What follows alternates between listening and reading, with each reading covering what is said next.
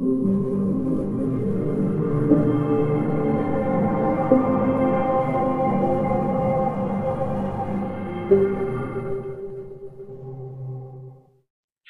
my dear friends and students. আজি মই এই ভিডিওটোত ক্লাস 9 ৰ ম্যাথছৰ চ্যাপ্টাৰ 1 ৰ এক্সাৰসাইজ 1.12 কৰাম। ছাত্ৰসকল এই এক্সাৰসাইজত টোটাল 4টা কোৱেশ্চন আছে, 4টা মই এই ভিডিওটোতে কৰাম। তো ছাত্ৰসকল আহা এটা এটাকে আৰম্ভ কৰো। সো প্ৰথমতে 1 নম্বৰ কোৱেশ্চনটো। সো কোৱেশ্চনে কি কৈছে? শূন্যটো পৰিমেয় সংখ্যা হয়নে? ইয়াক p/q আৰ্হিত ইয়াত p, q অখণ্ড সংখ্যা আৰু q not equal 0 প্ৰকাশ কৰিব পাৰিনে? ছাত্ৰসকল কোৱেশ্চনে কি কৈছে মই ভালদৰে বুজাই আছো। সো কোৱেশ্চনে আমাক কৈছে শূন্যটো পৰিমেয় সংখ্যা হয় নেকি এটো এটা খুদিছে। তাৰ পিছত কৈছে ইয়াক p/q আৰ্হিত প্ৰকাশ কৰিব পাৰিম নেকি যত p আৰু q অখণ্ড সংখ্যা হয় আৰু q not equal 0। তো ছাত্ৰসকল চোৱা ইয়াৰ আনসাৰ কি হ'ব? শূন্যটো পৰিমেয় সংখ্যা হয়। কিয় হয় মই বুজাই আছো। প্ৰথমতে ইয়াতে আমি লিখি দিউ যে শূন্যটো পৰিমেয় সংখ্যা হয়। সো ছাত্ৰসকল লিখি ললো শূন্যটো পৰিমেয় সংখ্যা হয়। সো কাৰণ কিয় পৰিমেয় সংখ্যা হোৱাৰ কাৰণ কিয়? ছাত্ৰসকল চোৱা পৰিমেয় সংখ্যাবোৰ p/q আৰ্হিত থাকে। চোৱা ইয়াতো আমাক কৈছে pq অখণ্ড সংখ্যা q not equal 0 মানে ছাত্ৰসকল পৰিমেয় সংখ্যাবোৰ এনেকুৱা p/q আৰ্হিত থাকে মানে ভগ্নাংশত থাকে। এক্সাম্পল হিচাপে আমি এটা লও পৰিমেয় সংখ্যা চোৱা ধৰি লৈছো মই ইয়াতে 3/2 লৈছো। এটো এটা পৰিমেয় সংখ্যা। চোৱা ইয়াতে এই ওপৰৰটো লব টু p এ খুচাইছে আৰু এই 2 হৈছে হৰটো q এ খুচাইছে। ছাত্ৰসকল ইয়াতে এই q টাইত শূন্য হ'ব নোৱাৰে। ইয়াত এনেকুৱা কৈছে ছাত্ৰসকল চোৱা q not equal 0 মানে q 0 হ'ব নোৱাৰে, মানে ইয়াতে তলতে শূন্য হ'ব নোৱাৰে। কিন্তু ছাত্ৰসকল এনেকুৱা কোৱা নাই যে ওপৰত শূন্য হ'ব নোৱাৰে। ছাত্ৰসকল আমি যদি এনেকুৱা লিখো যে শূন্য, এতিয়া এই শূন্যটোৰ তলত কি আছে? 1 আছে। এই 1টোৰ ভ্যালু নাই, গতিকে আমি কি লিখো? অকল শূন্যটোকে শূন্য লিখো, কিন্তু শূন্যৰ তলতে 1 এটা আছে। সকলো সংখ্যাৰ তলত ছাত্ৰসকল 1 এটা থাকে। যদি মই ইয়াতে 5 লিখো, এই 5টো অকলে 5 নহয়, ইয়াৰ তলতে 1 এটা আছে যাৰ ভ্যালু নাই, গতিকে আমি নিলিখো। তেনে ছাত্ৰসকল এই শূন্যটো লিখিলো, এটো আমি অকলে শূন্য দেখি আছো, কিন্তু ইয়াৰ তলতে 1 এটা আছে যেটোৰ ভ্যালু নাই, গতিকে আমি নিলিখো। তেনে ছাত্ৰসকল যদি মই ইয়াতে লিখি দিও তেনেহলে এটো 0/1 হৈছে, মানে p/q আৰ্হিত হল নহয়, আৰু p/q আৰ্হিত হলে ছাত্ৰসকল পৰিমেয় সংখ্যা হয়। তো ছাত্ৰসকল সেই কাৰণে আমি লিখি ললো শূন্যটো পৰিমেয় সংখ্যা হয়। এতিয়া আমাক কৈছে ইয়াতে ইয়াক p/q আৰ্হিত প্ৰকাশ কৰিব পাৰিম নেকি? আমি লিখি লম শূন্যক p/q আৰ্হিত প্ৰকাশ কৰিব পাৰি। সো ছাত্ৰসকল লিখি ললো শূন্যক p/q আৰ্হিত প্ৰকাশ কৰিব পাৰি।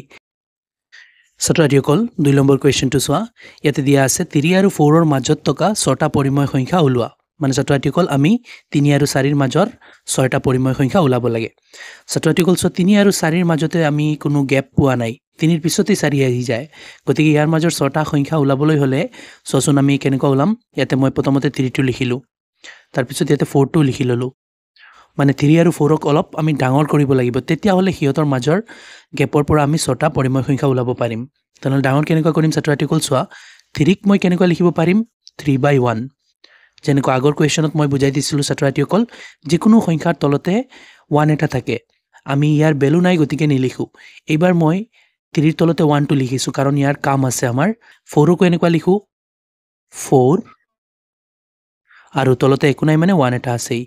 ভ্যালু নাই, গতিকে আমি ইমান সময় লিখা নাই। এতিয়া ছাত্ৰসকল অলপ দুইটাক ডাঙৰ কৰি লও। ছাত্ৰসকল মই এই সংখ্যাবোৰক 10 গুণ বঢ়াই দি আছো, 10 দি পূৰণ দি দিলো। এতিয়া ওপৰত দিলে মেথছৰ নিয়ম তলতো দিব লাগিব, কাৰণ কি ছাত্ৰসকল চোৱা আকৌ আমি 10 কাটিব পাৰিম আৰু কাটি দিলে 3/1 হ'ব, আৰু 1ৰ তলত ভ্যালু নাই, গতিকে 3 হ'ব। ইয়াতো ছাত্ৰসকল মই 10ৰে পূৰণ দিও, 10 গুণ বঢ়াই দিও, অলপ ডাঙৰ কৰি দি আছো। ইয়াতো ছাত্ৰসকল আমাৰ প্ৰয়োজন হলে আমি 10 কাটি দিব পাৰিম, আকৌ 4/1 হৈ যাব, আৰু তলৰ 1ৰ ভ্যালু নাই, মানে 4 হৈ যাব। এতিয়া ছাত্ৰসকল চোৱা 10 দি পূৰণ দিয়াত হৈছে কি? 3 10 গুণ 30 হৈছে, আৰু তলতে 10 গুণ 10 হৈ গৈছে। আৰু ইফালে ছাত্ৰসকল 4 10 গুণ 40 হৈ গৈছে, আৰু তলতে 10 গুণ 10 হৈ গৈছে। ছাত্ৰসকল চোৱা এই 10 দি যদি আমি 30ত কাটো 3 বাৰ যাব, এই আকৌ 3 হৈ যাব, আকৌ 10 দি যদি 40ক কাটো আমি 4 বাৰ যাব, আকৌ এই 4 হৈ যাব, মানে এই 3 আৰু এইটো একে কথা, এই 4 আৰু এইটো একে কথা। এতিয়া চোৱা আলটিমেটলি এইটো 3 এইটো 4, এতিয়া 3 আৰু 4 ৰ মাজৰ আমি সংখ্যা ওলাব পাৰিম। আগতে নোৱাৰিছিলো কাৰণ 3ৰ পিছতে 4 আহি যায়, এতিয়া 30ৰ পিছত 40 আহিব, তেনেহলে মাজত বহুত কেইটা সংখ্যা পাম, আৰু সেই কেইটাৰ পৰা আমি 6টা লৈ ল'ম। তাহলে ইয়াতে লিখি দিও যে 3 আৰু 4 ৰ মাজৰ 6টা পৰিমেয় সংখ্যা। সো ছাত্ৰসকল লিখিলো 3 আৰু 4 ৰ মাজৰ 6টা পৰিমেয় সংখ্যা হল কি কি? ছাত্ৰসকল চোৱা 3টো সৰু আৰু 4টো ডাঙৰ, তেনেহ'লে মাজৰ হ'বলৈ হ'লে সৰুটোতকৈ ডাঙৰ মানে 3তকৈ ডাঙৰ হ'ব লাগিব আৰু 4তকৈ সৰু হ'ব লাগিব তেনেহ'লে ছাত্ৰ-ছাত্ৰী অকল 3তকৈ ডাঙৰ চোৱা ইয়াতে 3টোক আমি কেনেকুৱা বনাইছোঁ 30/10 তেনেহ'লে আমি ইয়াতকৈ ডাঙৰ লিখিলে কেনেকুৱা লিখিম 31/10 এনেকুৱা আগবাঢ়ি বাঢ়ি যাম 40ৰ আগলৈকে যাম আৰু 6টা লাগে 6টা লৈ ল'ম তাৰপিছতে 32/10 তাৰপিছতে 33/10 তাৰপিছতে 34/10 তাৰপিছতে 35/10 ছাত্ৰ-ছাত্ৰীসকল কেইটা হৈছে 3 2 5টা আৰু এটা লাগে 36/10 ছাত্ৰ-ছাত্ৰীসকল তলটো দুয়োটাৰ সমানেই আছিল আমি এই সৰুটোতকৈ ডাঙৰ লিখিব লাগে ডাঙৰটোতকৈ সৰু লিখিব লাগে তেতিয়াহ'লে মাজৰ হৈ যাব তো সেইকাৰণে ছাত্ৰ-ছাত্ৰীসকল চোৱা 30/10তকৈ এইবোৰ চব ডাঙৰ আৰু 40/10তকৈ এইবোৰ চব সৰু গতিকে ছাত্ৰ-ছাত্ৰীসকল এই 30/10 আৰু 40/10ৰ মাজৰ 6টা সংখ্যা আমি লিখিলোঁ এয়া হৈ গৈছে ছাত্ৰ-ছাত্ৰীসকল 3 আৰু 4ৰ মাজৰ 6টা পৰিমেয় সংখ্যা আশা কৰোঁ ছাত্ৰ-ছাত্ৰীসকল ভালদৰে বুজি আছা এতিয়া আহা 3 নম্বৰ কুৱেশ্যনটো চাওঁ এতিয়া ছাত্ৰ-ছাত্ৰীসকল 3 নম্বৰ কুৱেশ্যনটো চোৱা 3 নম্বৰ কুৱেশ্যনটো এই আগৰ 2 নম্বৰ কুৱেশ্যনৰ নিচিনাই কি কৈছে চাই লোৱাচোন 3/5 আৰু 4/5ৰ মাজত থকা 5টা পৰিমেয় সংখ্যা ওলোৱা ছাত্ৰ-ছাত্ৰীসকল চোৱা আগৰ নিচিনাই এইটোৰ তল সমান আছে আগত তল নাছিল আমি 1 ধৰি পেলাই তলতে মানে হৰতে হৰটো বনাইছিলোঁ এতিয়া হৰটো দিয়া আছে 5 দিয়া আছে দুইটাৰ সমান আছে আৰু ওপৰত চোৱা 3 আৰু 4 আছে 3 আৰু 4ৰ মাজতে কোনো গেপ নাই 3ৰ পিছতেই 4 আহি যায় ইয়াৰ পৰা আমি 5টা কেনেকুৱা ওলাম ছাত্ৰ-ছাত্ৰীসকল আগৰ নিচিনা আমি ডাঙৰ কৰি ল'ম আৰু এনেকুৱা ডাঙৰ কৰিম যাতে আমি কাটিকুটি পুৰণা ভেলুটো পাই যাওঁ সেই হিচাপে ডাঙৰ কৰিম আৰু ডাঙৰ কৰিলে সিহঁতৰ মাজৰ 5টা পৰিমেয় সংখ্যা ওলাব পাৰিম তেনে ছাত্ৰ-ছাত্ৰীসকল দুইটাক মই আকৌ লিখি আছো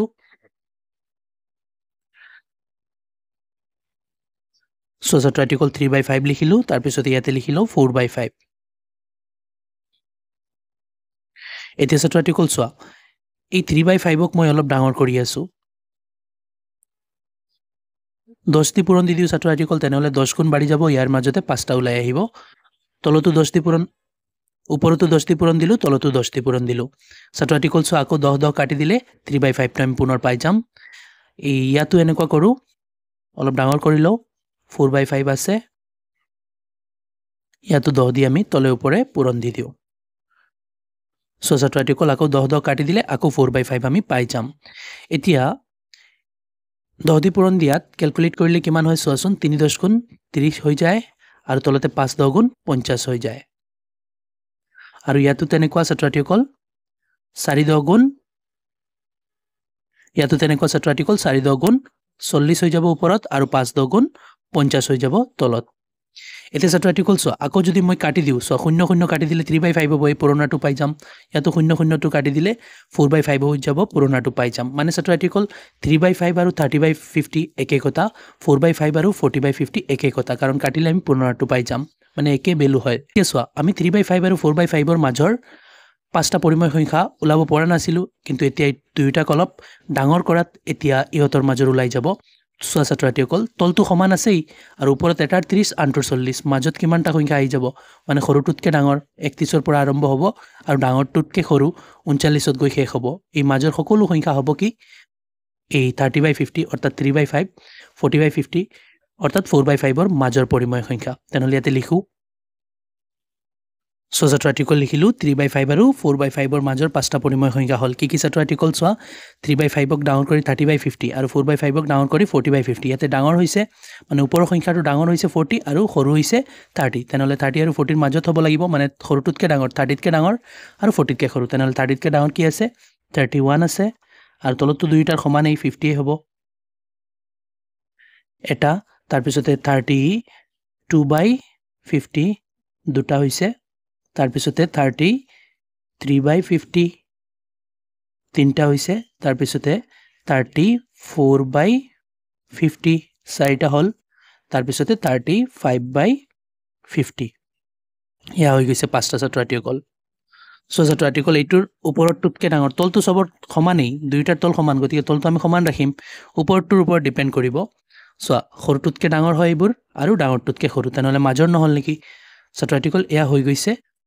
3 নম্বৰ পাৰ্টৰ আনসাৰ এতিয়া আহা এই এক্সাৰসাইজৰ লাষ্ট কুৱেশ্যন নম্বৰ 4টো কৰাও এতিয়া ছাত্ৰ-ছাত্ৰীসকল 4 নম্বৰ কুৱেশ্যনটো চোৱা 4 নম্বৰ কুৱেশ্যনত টোটাল 3টা পাৰ্ট আছে মই এটা এটাকে কৰাম গতিকে ফাৰ্ষ্ট পাৰ্টটো লিখিছোঁ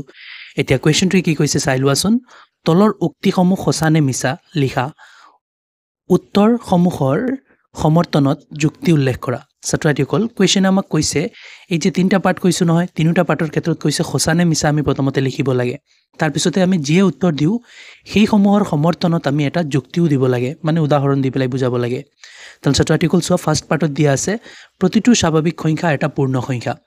এইটো প্ৰথমতে সঁচা নে মিছা সেইটো লিখি ল'ম তেনে ছাত্ৰছাত্ৰীসকল মই কিয় সঁচা বা কিয় মিছা পিছতে বুজাই আছোঁ প্ৰথমতে আনচাৰ লিখি লওঁ প্ৰতিটো স্বাভাৱিক সংখ্যা এটা পূৰ্ণ সংখ্যা এইটো সঁচা হয় ইয়াতে লিখোঁ সঁচা এতিয়া প্ৰতিটো স্বাভাৱিক সংখ্যা এটা পূৰ্ণ সংখ্যা এইটো সঁচা মই লিখিছোঁ এইটো কিয় সঁচা মই কিয় লিখিলোঁ এইটো মই ইয়াতে তোমালোকক বুজাওঁ ছাত্ৰছাত্ৰীসকল তাৰপিছতে আমি যুক্তি ইয়াতে দিম পূৰ্ণ সংখ্যা প্ৰথমতে মই পূৰ্ণ সংখ্যা লিখোঁ ইয়াতে পূৰ্ণ সংখ্যা ছাত্ৰছাত্ৰীসকল পূৰ্ণ সংখ্যা আৰম্ভ হয় ক'ৰ পৰা শূন্যৰ পৰা আৰম্ভ হয় প্ৰথম আটাইতকৈ সৰু পূৰ্ণ সংখ্যাটো হৈছে শূন্য তাৰপিছতে 1 তাৰপিছতে 2 তাৰপিছতে 3 এনেকুৱা বাঢ়ি বাঢ়ি গৈ থাকে 4 5 6 পৃথিৱীত যিমান সংখ্যা আছে সব ইফালে যিমান আছে সবকেইটাই হয় পূৰ্ণ সংখ্যা তাৰপিছত ছাত্ৰছাত্ৰীসকল স্বাভাৱিক সংখ্যা চাওঁ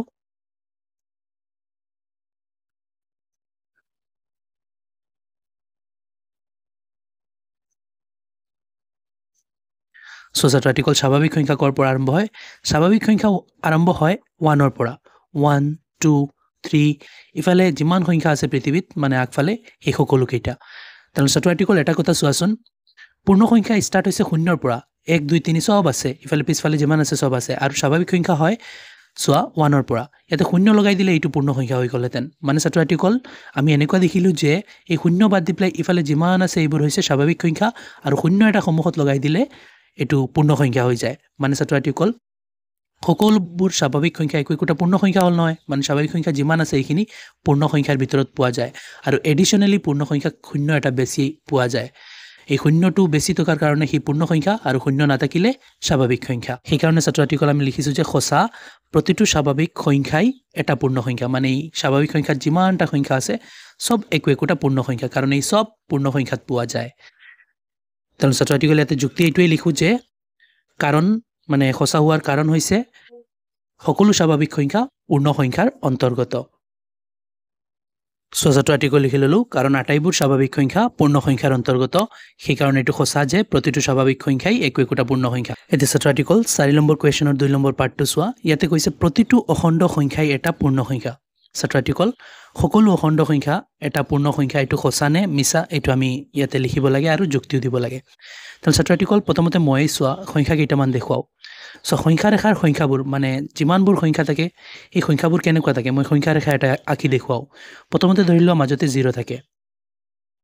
0ৰ আগফালে কি থাকিব 1 থাকিব 2 থাকিব 3 থাকিব এনেকুৱা ইফালে বাঢ়ি বাঢ়ি যাব আৰু ইফালে আহিলে -1 -2 তাৰপিছতে -3 এনেকুৱা ইফালে আগবাঢ়ি থাকিব মানে পিছতে -4 আহিব এনেকুৱা ছাত্ৰছাত্ৰীসকল -5 -6 এনেকুৱা গৈ থাকিব ছাত্ৰছাত্ৰীসকল এই সকলোবোৰ সংখ্যা এই মাইনাছৰ হওক চাই প্লাছৰ হওক 0 হওক সকলো সংখ্যা একোটা অখণ্ড সংখ্যা এতিয়া আমাক কৈছে প্ৰতিটো অখণ্ড সংখ্যা এটা পূৰ্ণ সংখ্যা হয় নেকি যেনেকৈ এই 4টো -4 এইটো এটা অখণ্ড সংখ্যা এইটো পূৰ্ণ সংখ্যা হ'ব নেকি ছাত্ৰছাত্ৰীসকল আমি আগৰ কুৱেশ্যনত পাই আহিছোঁ পূৰ্ণ সংখ্যা কোনবোৰ পূৰ্ণ সংখ্যা হৈছে 0 1 2 3 এনেকুৱা বাঢ়ি বাঢ়ি যাব মানে ষ্টাৰ্ট হ'ব 0ৰ পৰা 0ৰ পৰা আগফালে যাব পিছফালে নহয় মাইনাছৰবোৰ নহয় 0ৰ পিছফালে থাকে মাইনাছ মানে 0তকৈ সৰু সংখ্যা হৈছে মাইনাছৰবোৰ ছাত্ৰছাত্ৰীসকল এই মাইনাছৰ সংখ্যাবোৰ অখণ্ড সংখ্যাত দেখা যায় কিন্তু পূৰ্ণ সংখ্যাত দেখা নাযায় পূৰ্ণ সংখ্যা আৰম্ভ হয় 0ৰ পৰা আগফালে 0তকৈ ডাঙৰ হৈ যায় 0 হয় 0তকৈ ডাঙৰ হয় পূৰ্ণ সংখ্যা কিন্তু মাইনাছৰ সংখ্যাবোৰ মানে 0তকৈ সৰু সংখ্যাবোৰ ইয়াতে পূৰ্ণ সংখ্যাত নাথাকে গতিকে ছাত্ৰছাত্ৰীসকল আমি ক'ব পাৰিম যে প্ৰতিটো অখণ্ড সংখ্যা এটা পূৰ্ণ সংখ্যা নহয় কাৰণ চোৱা -3ও এটা অখণ্ড সংখ্যা কিন্তু এইটো পূৰ্ণ সংখ্যা নহয় পূৰ্ণ সংখ্যাৰ লানিত নাই -2ও নাই -1ও নাই মানে মাইনাছৰ যিমানবোৰ সংখ্যা আছে পূৰ্ণ সংখ্যাত আমি নাপাম গতিকে আমি আনচাৰ লিখিম কি প্ৰতিটো অখণ্ড সংখ্যা এটা পূৰ্ণ সংখ্যা নহয়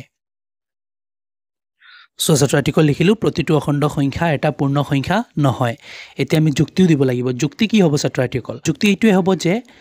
পূৰ্ণ সংখ্যাবোৰ ঋণাত্মক হ'ব নোৱাৰে আৰু অখণ্ড সংখ্যাত ঋণাত্মক থাকে তেনেহ'লে আমি ইমান নিলিখিম আমি লিখিম এইটোৱে লিখিম কাৰণ যে পূৰ্ণ সংখ্যা ঋণাত্মক নহয় সো ছাত্ৰ আৰ্টিকল লিখিলোঁ কাৰণ পূৰ্ণ সংখ্যা ঋণাত্মক নহয় মানে এই পূৰ্ণ সংখ্যাবোৰ ঋণাত্মকত নাই ঋণাত্মক যদি থাকিলেহেঁতেন তেনেহ'লে প্ৰতিটো পূৰ্ণ সংখ্যা একো একোটা অখণ্ড সংখ্যা হ'লহেঁতেন মানে অখণ্ড সংখ্যাত পৰিলহেঁতেন এতিয়া সো ছাত্ৰ আৰ্টিকল 4 নম্বৰ কুৱেশ্যনৰ 3 নম্বৰ পাৰ্টতে কি কৈছে প্ৰতিটো পৰিময় সংখ্যা এটা পূৰ্ণ সংখ্যা ছাত্ৰ আৰ্টিকল প্ৰতিটো পৰিময় সংখ্যাক কৈছে এটা পূৰ্ণ সংখ্যা এইটো সঁচা নে মিছা ছাত্ৰ আৰ্টিকল চোৱা প্ৰতিটো পৰিময় সংখ্যাবোৰ কেনেকুৱা থাকে পি বাই কিউ আৰ হিত থাকে গতিকে 1/2 টো এটা কি হৈ যাব পৰিময় সংখ্যা হৈ যাব কিন্তু এইটো এটা পূৰ্ণ সংখ্যা নহয় কাৰণ পূৰ্ণ সংখ্যাবোৰ কেনেকুৱা হ'ব লাগে 0 1 2 এনেকুৱা টাইপৰ কমপ্লিট একোটা সংখ্যা হ'ব লাগে কিন্তু 1/2 টো মানে ভগ্নাংশ থকা সংখ্যাবোৰতো পৰিময় হয় গতিকে ছাত্ৰ আৰ্টিকল আমি ক'ব পাৰিম প্ৰতিটো পৰিময় সংখ্যা এটা পূৰ্ণ সংখ্যা নহয় আমি উদাহৰণ দিব পাৰিম যে উদাহৰণ হিচাপে 1/2 পৰিময় সংখ্যা হয় কিন্তু 1/2 পূৰ্ণ সংখ্যা নহয় সো ছাত্ৰ আৰ্টিকল লিখিছোঁ প্ৰতিটো পৰিময় সংখ্যা এটা পূৰ্ণ সংখ্যা নহয় কাৰণ কি ছাত্ৰ আৰ্টিকল 1/2 এটা পৰিময় সংখ্যা হয় কাৰণ পি বাই কিউ আৰিত আছে কিন্তু 1/2 পূৰ্ণ সংখ্যা নহয় পূৰ্ণ সংখ্যা হ'বলৈ হ'লে ছাত্ৰ আৰ্টিকল সম্পূৰ্ণ এটা সংখ্যা হ'ব লাগে যেনেকুৱা 0 1 2 3 এনেকুৱা ভগ্নাংশত হ'ব নোৱাৰে যেনেকুৱা 3/5 এইবোৰ পূৰ্ণ সংখ্যা নহয়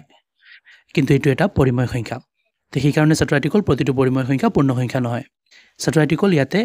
এই 4 নম্বৰ কুৱেশ্যনৰ 3 নম্বৰ পাৰ্ট অৰ্থাৎ এই এক্সাৰসাইজৰ সকলোকেইটা কুৱেশ্যন মই কৰাই দিলোঁ আশা কৰোঁ তোমালোকে ভালদৰে বুজিব পাৰিছা আৰু বুজাত যদি কোনো ধৰণৰ অসুবিধা হয় মোক কমেণ্টত জনাবা ভিডিঅ'টো ভাল লাগিলে লাইক এণ্ড শ্বেয়াৰ কৰিবা চেনেলটো ছাবস্ক্ৰাইব কৰি দিবা থেংক ইউ